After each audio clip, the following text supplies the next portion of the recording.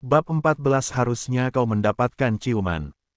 Bella melemparkan tatapan yang teramat sinis dan penuh kebencian ke arah Ananda.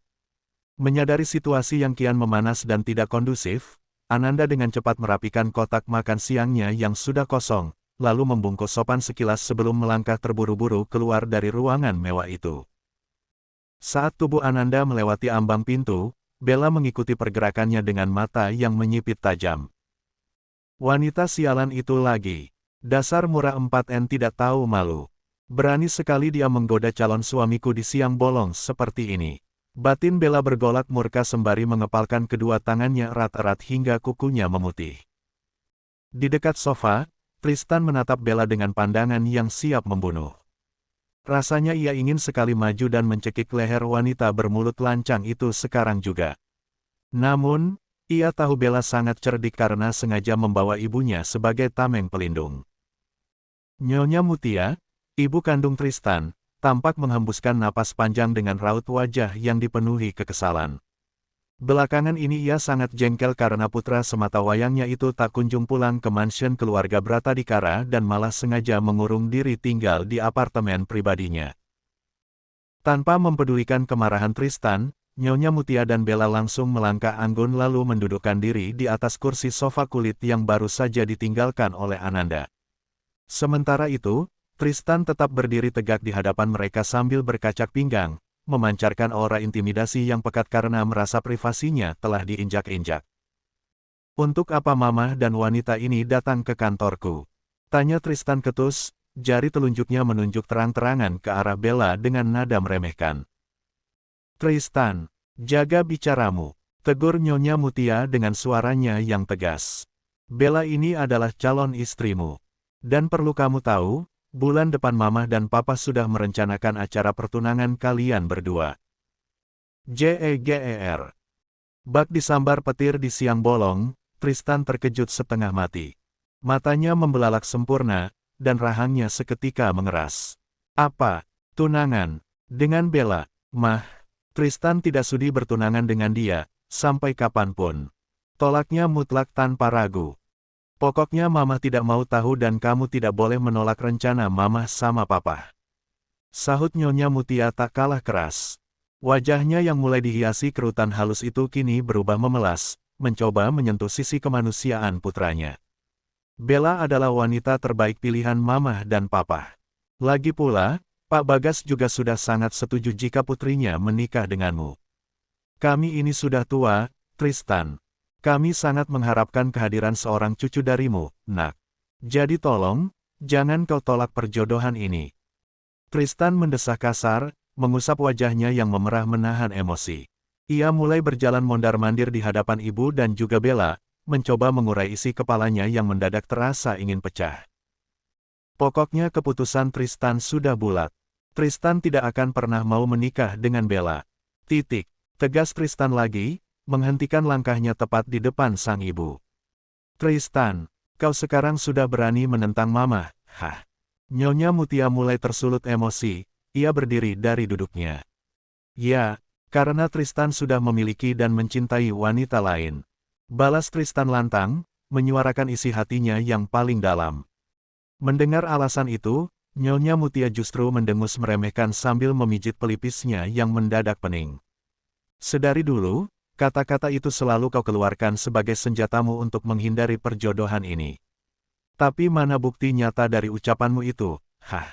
Sampai sekarang kau tidak pernah menunjukkan kepada Mama siapa wanita yang kau maksud itu. Dan ingat satu hal, Tristan.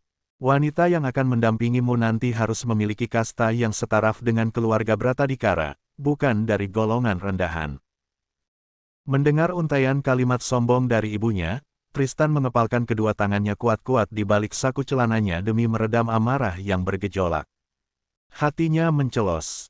Andaikan ibunya tahu bahwa wanita yang teramat dicintainya dan wanita yang memegang takdir hidupnya saat ini adalah Ananda si itik buruk rupa yang sama sekali bukan berasal dari kalangan keluarga kaya raya. Di sela-sela perdebatan panas antara ibu dan anak itu, Bella yang sejak tadi memilih diam, rupanya ia diam-diam memperhatikan sisa makanan di atas meja Tristan. Otaknya yang licik mulai merangkai benang merah dari sikap protektif Tristan dan kepanikan sekretaris barunya tadi.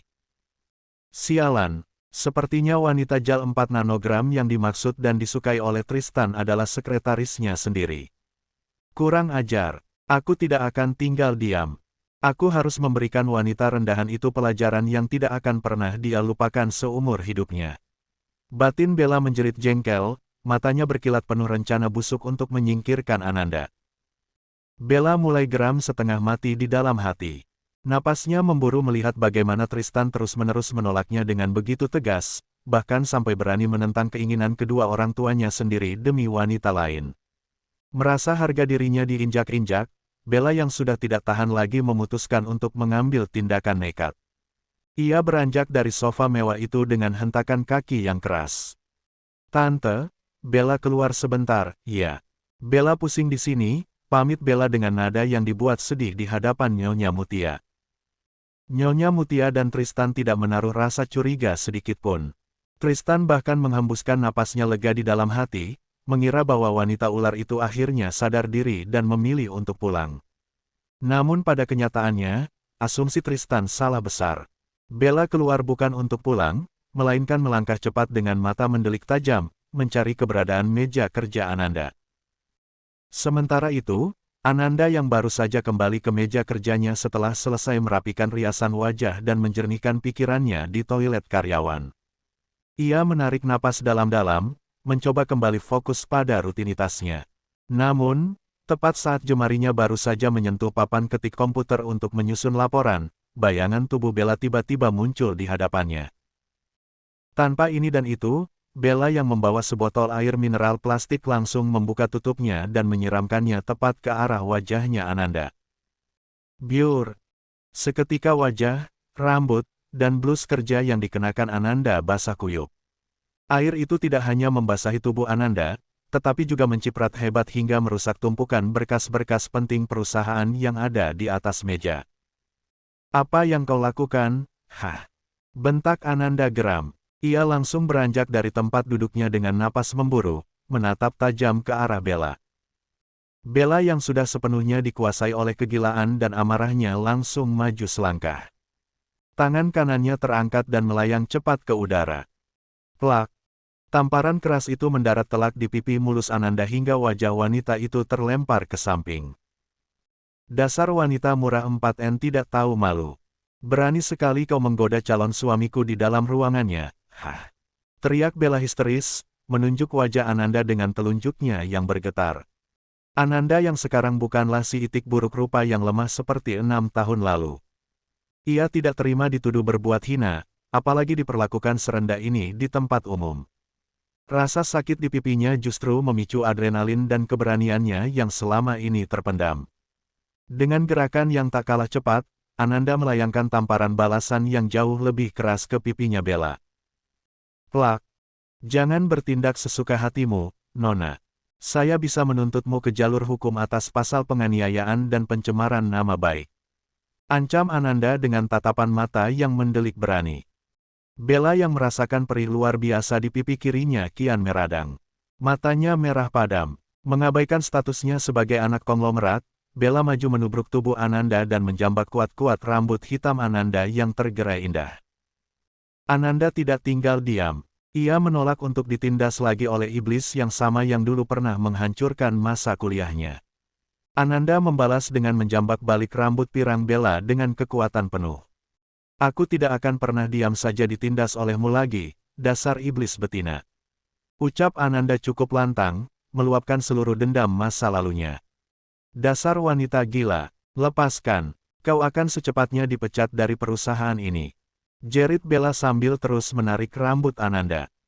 "Aku tidak peduli. Masih banyak perusahaan lain di luar sana yang membutuhkan kemampuanku," sahut Ananda, sama sekali tidak gentar dengan ancaman pemecatan itu. "Ark, lepaskan aku, wanita JAL 4 nanogram. Kau berani sekali melawan calon istrinya Tristan. Perset 4N dengan ucapanmu. Aku tidak peduli." Ananda yang sudah gelap mata semakin memperkuat cengkeramannya pada rambut Bella. Tidak hanya itu, jari-jari tangan Ananda bergerak mencakar wajah mulus Bella hingga kuku-kukunya meninggalkan beberapa bekas luka cakar yang memerah dan mengeluarkan sedikit darah di pipi Bella. "Ah, kancing bajuku, wajahku, Tristan, tolong!" Bella berteriak histeris menahan sakit yang teramat sangat. Suara lengkingan penuh penderitaan dan keributan hebat di area itu bergaung begitu keras hingga menembus pintu kedap suara ruangan CEO. Tristan dan Nyonya Mutia yang berada di dalam langsung terperanjat. Tristan seketika berlari keluar diikuti ibunya yang tampak panik. Di saat yang bersamaan, pintu lift VIP berdenting terbuka. Kevin yang baru saja kembali dari divisi keuangan melangkah keluar dan seketika mematung dengan mata melotot. Ia sangat terkejut melihat sekretaris baru yang biasanya tenang kini sedang baku hantam dengan Bella, saling menjambak di lantai lobi.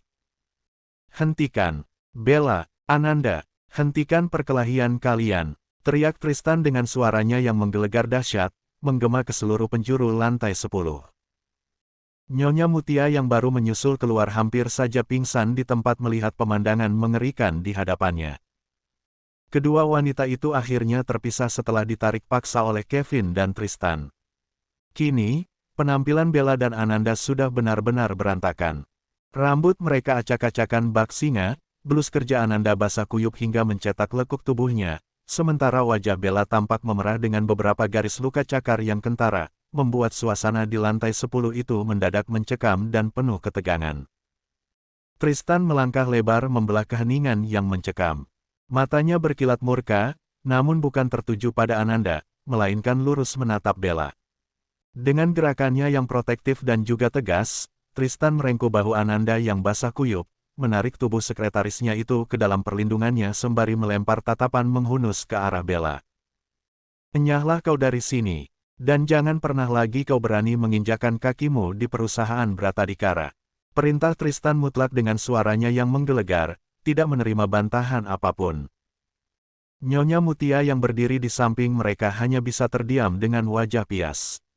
Ia tidak bisa berbuat banyak untuk membela Bella, karena ia melihat dengan mata kepalanya sendiri bagaimana rusaknya meja kerja Ananda akibat siraman air dan bagaimana brutalnya tindakan Bella di area kantor. Tristan menoleh ke arah ibunya dengan senyum sinis yang syarat akan kekecewaan. "Mama lihat sendiri kan kelakuan calon menantu kesayangan Mama ini. Dia telah membuat onar di perusahaan ini dan dengan lancang melukai sekretarisku." Dengan wajah yang teramat kesal dan menanggung malu, Nyonya Mutia akhirnya berbalik. "Ayo pergi, Bella," ajaknya dingin. "Tante, tapi aku hanya ingin memberikan wanita penggoda itu pelajaran yang setimpal," rengek Bella dengan air mata yang mulai berlinang, mencoba mencari pembelaan. "Sudahlah, Bella. Sebaiknya kita pergi sekarang dan jangan memperpanjang masalah lagi," potong Nyonya Mutia dengan nada jengkel yang tidak bisa disembunyikan. Bella pun terpaksa menundukkan kepalanya dalam-dalam. Dadanya sesak oleh rasa dongkol karena sama sekali tidak mendapatkan pembelaan dari ibunya Tristan. Dengan langkah terlatih dan rambut yang masih acak-acakan, ia mengekor di belakang Nyonya Mutia menuju lift VIP. Begitu kedua wanita itu menghilang di balik pintu lift, Tristan langsung menoleh ke arah asisten pribadinya yang masih syok. "Kevin, cepat siapkan kotak P3K dan cari pakaian ganti yang layak untuk Ananda sekarang juga." Baik, Tuan," sahut Kevin sigap dan langsung berlari melaksanakannya. Tristan kemudian menuntun Ananda masuk ke dalam ruangan CEO yang luas. Tubuh Ananda masih sedikit gemetar, bukan karena takut, melainkan karena sisa adrenalin dan amarah yang meletup-letup akibat pertarungan sengit dengan Bella tadi. Tristan mendudukkan Ananda di sofa, lalu berlutut di hadapannya dengan raut wajah yang dipenuhi rasa cemas yang teramat sangat. "Kamu tidak apa-apa, Nanda. Ada yang terluka?" Ananda menggelengkan kepalanya pelan. Jari jemarinya yang masih sedikit gemetar bergerak merapikan beberapa helai rambutnya yang berantakan dan menempel di wajah akibat basah. "Saya tidak apa-apa, Tuan." Tristan beranjak sejenak, lalu kembali dengan membawa selembar handuk putih bersih yang tebal dari dalam ruangan istirahat pribadinya. Ia menyodorkannya ke hadapan Ananda. "Ambil ini, bersihkan dirimu dan ganti pakaianmu di kamar mandi yang ada di dalam ruangan pribadiku." Ananda menatap handuk itu datar, lalu mendongak menatap Tristan dengan tatapan dingin yang syarat akan penolakan. Tidak usah, Tuan. Terima kasih. Nanti juga pakaian saya akan kering sendiri dengan AC kantor. Mendengar penolakan keras yang keluar dari bibir Ananda di saat kondisinya sedang basah kuyup dan memprihatinkan seperti ini, ego dan kemurkaan Tristan seketika tersulut. Ia tidak suka dibantah, apalagi menyangkut keselamatan wanita yang dicintainya. Tanpa aba-aba atau peringatan apapun, Tristan maju mendekat. Ia menyusupkan kedua lengan kekarnya di bawah lutut dan punggung Ananda, lalu dengan gerakan kilat membopong tubuh wanita itu ke dalam pelukannya. Kia, apa yang Anda lakukan? Lepaskan saya, Tuan Tristan. Jerit Ananda histeris, spontan memukul dada bidang Tristan dengan kedua tangan kecilnya. Ia terkejut setengah mati atas tindakan nekat atasannya. Namun, Tristan sama sekali tidak menghiraukan jeritan maupun dan berontakan dari Ananda. Langkah kakinya tetap kokoh, membawa tubuh basah Ananda dalam dekapan eratnya melangkah lebar masuk ke dalam kamar istirahat pribadinya, menuju sebuah kamar mandi mewah berdinding marmer yang berada di dalam sana.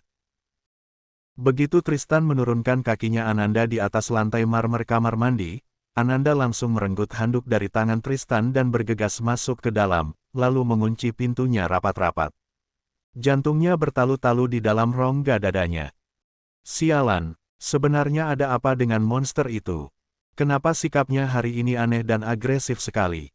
Bisik Ananda panik, bersandar pada pintu kayu tebal sembari mencoba menenangkan deru napasnya. Sementara itu di ruang utama, Kevin akhirnya kembali dengan napas tersengal-sengal. Tangan kanannya menenteng kotak P3K, sedangkan tangan kirinya membawa sebuah paper bag berisi pakaian wanita yang buru-buru ia beli di butik lantai dasar mall kantor. Tuan, semoga pakaian ini cocok untuk Nanda. Ucap Kevin seraya melangkah masuk ke dalam area kamar tidur pribadinya Tristan, mengikuti arahan tuannya. Namun, Kevin langsung mengedarkan pandangan dengan bingung. Loh, si Nanda kemana? Kok gak ada? Masa lenyap ditelan bumi? Batinnya heran. Tristan yang sedang bersedekap dada di dekat ranjang tempat tidur langsung menyambar paper bag dan kotak P3K dari tangan Kevin. Ya sudah, sekarang kau boleh keluar. Jangan masuk sebelum aku perintahkan dan ingat, aku sedang tidak ingin diganggu oleh siapapun. Baik, Tuan. Akhirnya Kevin pun berbalik pergi dengan sejuta pertanyaan di kepalanya, merasa aneh karena tidak menemukan keberadaan sang sekretaris. Setelah memastikan Kevin keluar, Tristan melangkah mantap menuju pintu kamar mandi. Ia mengetuk permukaannya beberapa kali. Ketukan itu sukses membuat Ananda yang di dalam dan kini hanya terlilit handuk putih sebatas dada terkejut setengah mati. Nanda, ini pakaian ganti untukmu. Bisa kau buka pintunya? Seru Tristan dari luar. Ananda menggigit bibir bawahnya, menatap nanar ke arah daun pintu. Aduh, gawat. Masa iya aku harus keluar dengan hanya memakai handuk saja di hadapan pria mesum itu? Ucapnya gugup setengah mati. Setelah menimbang beberapa saat, Ananda akhirnya memutar kunci. Ia membuka sedikit celah pintu kamar mandi. Tubuhnya bersembunyi aman di balik pintu, dan hanya tangan kanannya yang terjulur keluar untuk meraih pakaian. Melihat pemandangan itu, seulas senyum nakal dan penuh arti terbit di wajah tampan Tristan. Aku sudah tahu setiap jengkal lekuk tubuhmu, itik. Dan momen panas 6 tahun yang lalu di Hotel Permata tidak akan pernah aku lupakan seumur hidupku, batin Tristan bergejolak penuh kerinduan. Tristan menyerahkan pakaian itu ke arah tangan Ananda, dan begitu pintu kembali ditutup rapat, ia melangkah mundur lalu duduk menunggu di tepi ranjang king size miliknya. Tak lama berselang, pintu kamar mandi kembali terbuka. Ananda melangkah keluar. Ia kini telah mengenakan dress polos berwarna hitam selutut yang pas di tubuhnya. Rambutnya yang sedikit lembab dibiarkan tergerai pasrah. Penampilan sederhana itu justru membuat Ananda terlihat begitu cantik, anggun, dan teramat menawan di mata Tristan. Tristan sempat terpaku selama beberapa detik, mengagumi keindahan ciptaan Tuhan di hadapannya sebelum akhirnya berdeham kecil untuk mengendalikan diri. Ia menepuk sisi kasur kosong di sebelahnya, lalu membuka kotak P3K. Duduk di sini. Entah karena suasana kamar yang begitu mengintimidasi atau karena tubuhnya yang masih lemas, Ananda mendadak patuh. Tanpa banyak bicara, ia melangkah mendekat dan mendudukkan diri di sampingnya Tristan, meski tetap menjaga jarak beberapa senti. Tristan meraih botol antiseptik dan kapas. Sembari menyiapkan obat, ia melirik Ananda dengan binar geli. Kau berani juga membalas bela tadi. Aku suka caramu memperlakukan wanita ular itu, Nanda. Kenapa tadi tidak sekalian kau cekik saja lehernya? Ananda langsung melirik Tristan dengan tatapan tajam. Perkataan macam apa ini? Dia ini sedang memujiku atau sengaja menyindirku? Dasar bos monster gila, umpat Ananda dalam hati, tetap memilih bungkam. Namun, begitu kapas beralkohol itu hampir menyentuh kulitnya, Ananda meringis kesakitan. Di leher putihnya terdapat beberapa bekas luka cakar yang memerah, dan hantaman tamparan bela tadi meninggalkan luka kecil yang sedikit berdarah di sudut bibirnya. Saat Ananda refleks menarik tubuhnya menjauh karena enggan diobati, Tristan langsung memasang wajah tegas. Ia menggunakan kekuasaan mutlaknya untuk menekan wanita di hadapannya. Berani menentang perintahku untuk diam, detik ini juga kau akan aku pecat dari perusahaan ini. Ancam Tristan dingin. Ananda hanya bisa menelan ludahnya dengan kasar. Ancaman itu selalu berhasil membuatnya mati kutu. Akhirnya, ia membiarkan jemari kokoh Tristan dengan amat perlahan dan telaten mengobati luka cakar di area lehernya. Setelah selesai dengan urusan leher, atensi Tristan kini beralih sepenuhnya pada wajah Ananda. Ia memajukan tubuhnya, menatap lekat-lekat luka kecil di sudut bibir ranum sang sekretaris. Jantung Tristan berdegup kencang, ia menelan ludah dengan susah payah saat jarak mereka mengikis.